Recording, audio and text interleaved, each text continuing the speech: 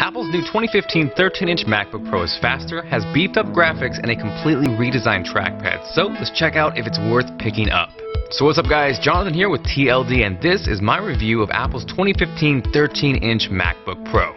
Now I'll get you a look at comparisons versus last year's model, this year's i5 versus i7, and that includes video editing, gaming, speed test, and more. But let's start with something that is completely new for 2015, and that is the Force Touch trackpad. It's a trip, but with this trackpad you aren't actually clicking anything. Below the trackpad is a taptic engine which creates a haptic click back at you, which makes it feel like you're clicking. To really understand what I'm saying, if you own one or can check one out in store, shut the MacBook Pro down and then try clicking.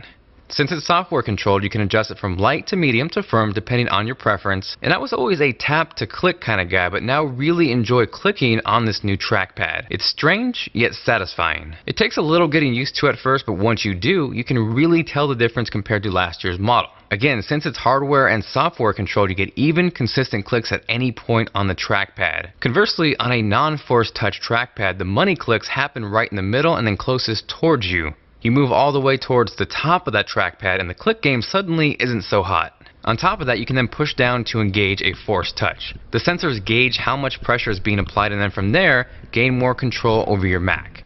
If you force click a file on your desktop, you can then quickly preview it. In QuickTime, when you're playing a video, the deeper you press, the faster it fast forwards or the faster it rewinds. And lastly, if you're reading text, you can force click that text to get more info on it. Now design-wise, aside from the trackpad, this year's model looks exactly like last year's, and it isn't sacrificing anything like the new 12-inch MacBook. It's equipped with a MagSafe 2 connection, twin Thunderbolt 2 ports, USB 3, a headphone jack, and dual mics on one side, and on the other, an SDXC card reader, HDMI, and the second USB 3.0 port. The display is also the same, but it's beautiful. It sizes in at 13.3 inches and rocks a resolution of 2560 by 1600. And before that guy out there shouts through his keyboard, there's no point of anything past 1080p on a notebook display. Worst laptop ever. Calm yourself, Timmy. This is how it works.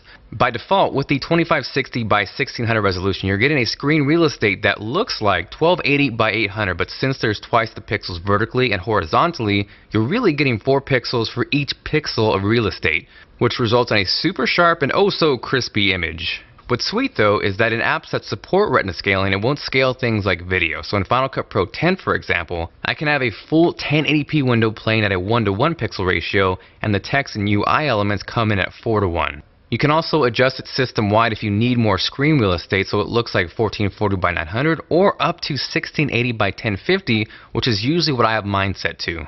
So obviously it's a newer MacBook, it's gonna be faster, but how much faster? For testing, I busted through 3 versions. Last year's 2.6 GHz i5, this year's 2.7 GHz i5, and also this year's 3.1 GHz Core i7 model. In Geekbench 3, they were pretty evenly stacked up, and there really wasn't a huge difference across the 3. Multicore, there was a little bit bigger of a difference, but again, nothing crazy, especially even comparing this year's i5 all the way up to the i7. Next up is Blackmagic Disk Speed Test, and this is going to test how fast the flash storage inside the MacBook Pro is. The 2014 model was just about 500 megabytes per second on the write side and just around 675 megabytes per second on the read speed, and keep in mind this is the 128 gigabyte model. The 2015 i5 model, which has 256 gigs of flash storage, was much faster. Nearly 1200 megabytes per second on the write side and almost 1300 megabytes per second on the read side. Do note though, if you're testing this out and you see slower speed, it's more than likely because you have the smaller 128 gigabyte model. That is perfectly normal and nothing to freak out about. Lastly, this year's i7 model, which is packing 512 gigs of flash storage, that was 1400 megabytes per second on the write side and 1350 on the read, so really, really fast. So numbers and benchmarks are cool, but what does it actually mean?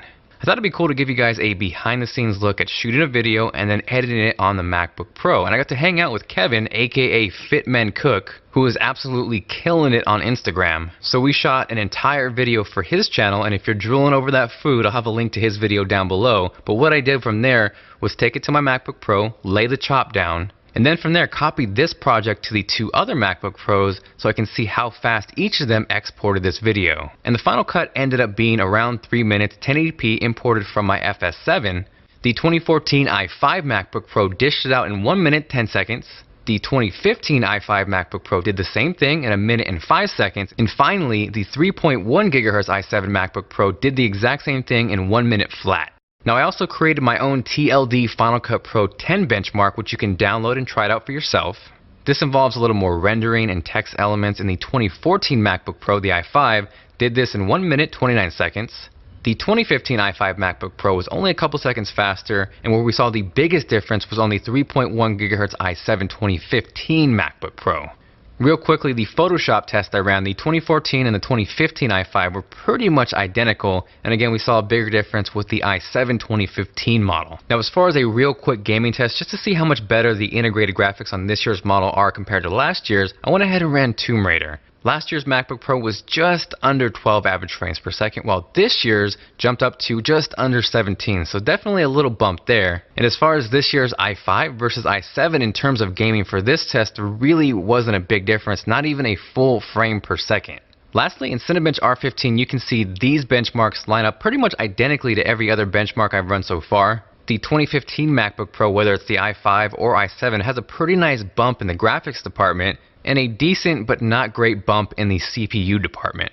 Aside from that, regarding battery life, Apple's going to claim you're going to get 10 hours out of this machine, which may be true. You might push 10, but realistically 8 to 9 if you're doing light things like web browsing. But if you're really going heavy and using Final Cut Pro 10, Adobe Premiere, After Effects, Photoshop, you can probably realistically expect to get somewhere in the 5 to 6 hour range. I didn't really notice too much of a battery dip on the i7 versus the i5, but what I did notice is that the fans on the i7 kicked up a lot more and a lot easier than the i5, which kind of was annoying to me. Overall, bang for buck, I really don't see a whole ton of value going for the i7. If you're looking for sheer power, I would actually put that extra money towards a 15-inch model, which is actually going to get you a quad-core model versus dual-core, and possibly even dedicated graphics as opposed to integrated depending on the model you pick up. Overall, I think the Force Touch trackpad is solid and I really enjoy it, but I don't think it's necessarily something that you're going to have to go run out and sell your 2014 MacBook Pro and it's going to make you have to buy this. If you're rocking something from 2013 or prior, then yeah, it's going to be a really nice jump and I would totally recommend it. But again, unless you go in that Apple store and you really love that Force Touch trackpad, then I would probably hold off until 2016.